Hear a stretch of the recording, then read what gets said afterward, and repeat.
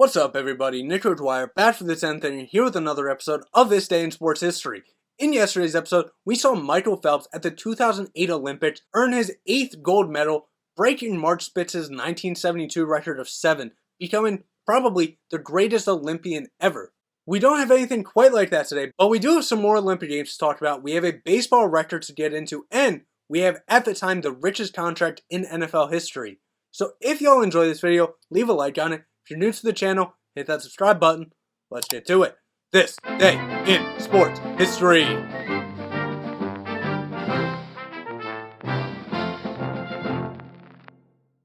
We'll start off today in 1922 at the PGA Championship, and Gene Sarrazin, who won the US Open earlier that year, would defeat Emmett French 4-3 in the final to win his second of 7 majors. We move up to 1923 and we have some tennis to get into. First, at the U.S. National Championship on the women's side, Helen Wills Moody would defeat Mola Mallory 6-2, 6-1 to win her first of 7 U.S. single titles and her first of 19 Grand Slam single titles.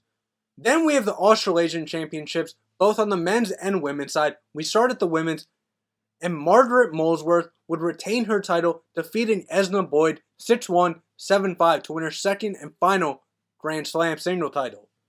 Then on the men's side, Pat O'Hara would win his second title, defeating Bert St. John 6-1, 6-1, 6-3 to claim his second and final Grand Slam single title. Over to Major League Baseball in 1931, Lou Gehrig would play in his 1,000th consecutive game played on his way to 2130.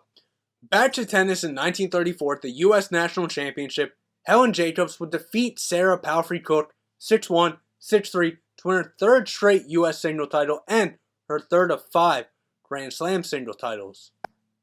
Move up all the way to 1958 in boxing, Floyd Patterson would win via technical knockout over Roy Harris in 13 rounds after Harris's trainer called it before the 14th round, and this would be the third defense for Patterson in that title. Over to Major League Baseball in 1960, Lou Burdett, pitching for the Milwaukee Braves, would throw a no-hitter in just 27 batters against the Philadelphia Phillies. 9 innings pitched, 3 hits allowed, 1 hit batter in the 5th inning, but that would be erased with a double play. We move up 4 years to 1964, and South Africa would be banned from the Olympic Games due to its apartheid policies. 9 years later, back to Major League Baseball, Hank Aaron would record his 1,378th extra base hit to surpass Stan Musial record. And this would be a record that still stands today after he would hit 99 more and finish with 1,477. 1 decade later in 1983, the Kansas City Royals would defeat the Yankees 5-4 after completing the Pine Tar game.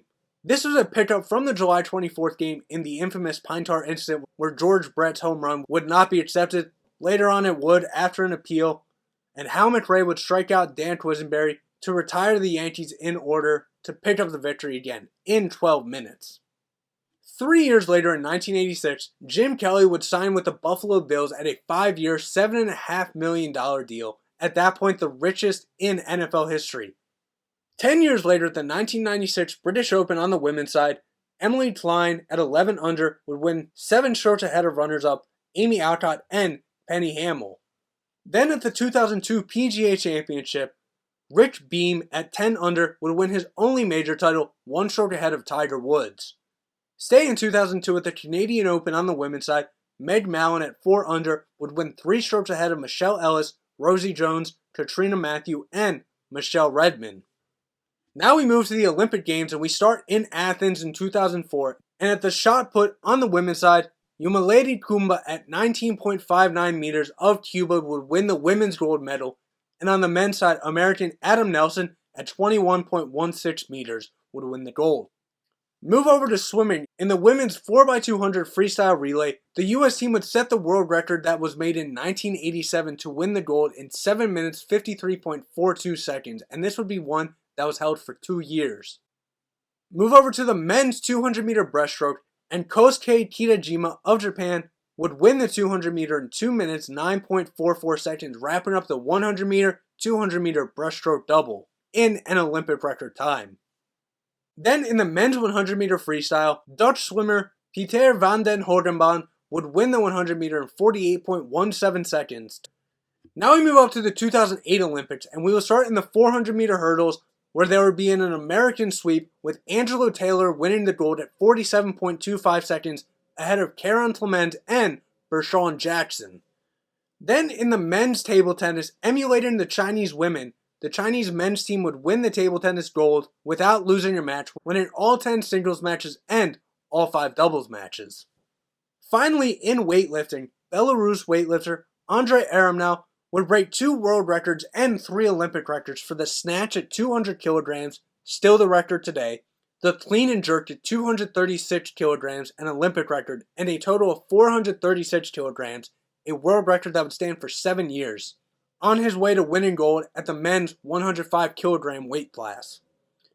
5 years later, we go to 2013 in the Women's Solheim Cup. Europe would retain the cup for the first time in a record-winning margin of 18-12, making the all-time record for Europe 5-8, and this would be their 5th of 6 victories in the event. We end today's video off at the 2016 Olympics in Rio de Janeiro, start in the men's 200 meter, and Jamaica's Usain Bolt would win gold for the 3rd consecutive Olympics, recording a time of 19.78 seconds. Then in the men's C1 200 meter in canoeing, Yuri Cheban of Ukraine would set an Olympic record 39.279 seconds to win the gold and retain the title from 2012.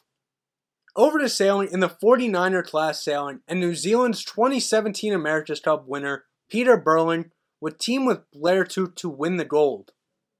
Finally, in the men's triathlon, Great Britain's Alistair Brownlee would record a time of 1 hour 45 minutes 1 second to retain his Olympic men's triathlon title, and he would finish 6 seconds in front of his brother and second place finisher Jonathan Brownlee, who would get silver.